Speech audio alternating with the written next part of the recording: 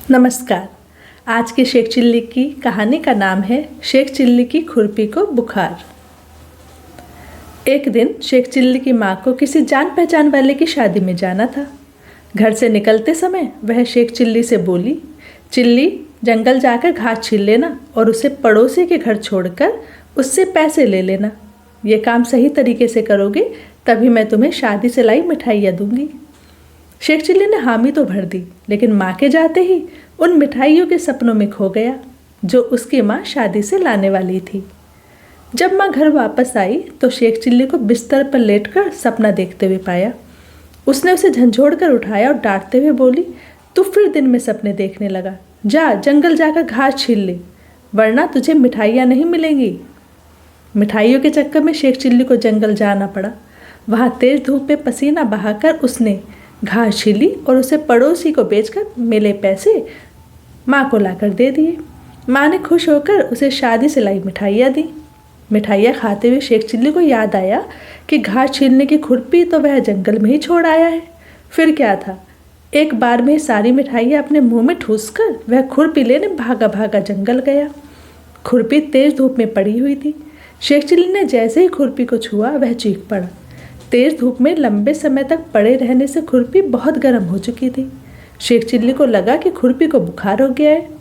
वह खुरपी लेकर फौरन वैद्य जी के पास पहुंचा और बोला, वैद्य जी देखिए, मेरी खुरपी को बुखार हो गया है, इसके लिए दवाई दे दीजिए।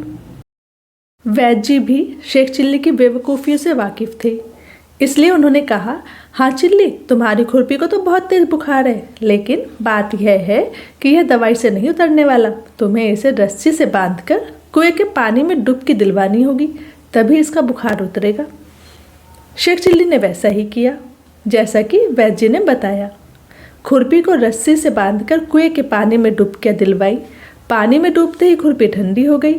शेख चिल्ली को लगा कि वैद्य जी का नुस्खा काम कर गया। इस घटना को कुछ ही दिन बीते थे कि एक दिन शेख चिल्ली के पड़ोस में रहने वाली एक बूढ़ी औरत को तेज बुखार आ गया। बुखार में उसका शरीर बुरी तरह तप रहा था। घर वाले उसे वैद्य जी के पास ले जाने लगे। रास्ते में उनकी मुलाकात शेख चिल्ली से हो गई। शेख चिल्ली ने पूछा, भाई लोग इतनी हड़बड़ी में कहाँ जा रहे हो? अम्मा को बुखार आ गया है, हम इन्हें वैद्य जी के पास लेकर जा रहे हैं। बूढ़ी औरत के घर वाले बोले, इसके लिए वैद्य जी की क्या ज़रूरत है? वो जो नुस्खा तुम्हें अपने दवाखाने में बताएंगे मैं यहीं बताई देता हूँ।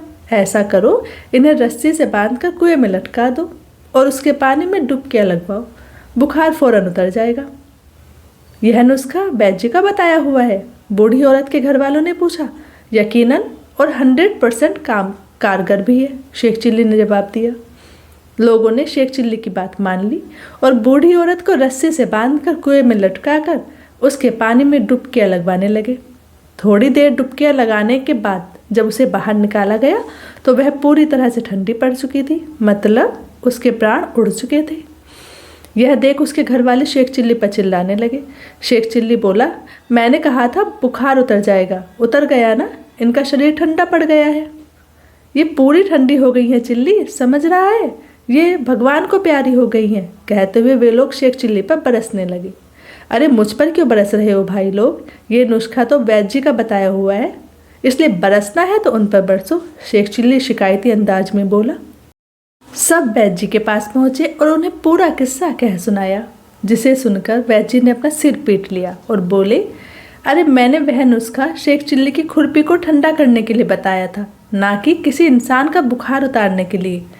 उस दिन शेख चिल्ली की बहुत धुनाई हुई।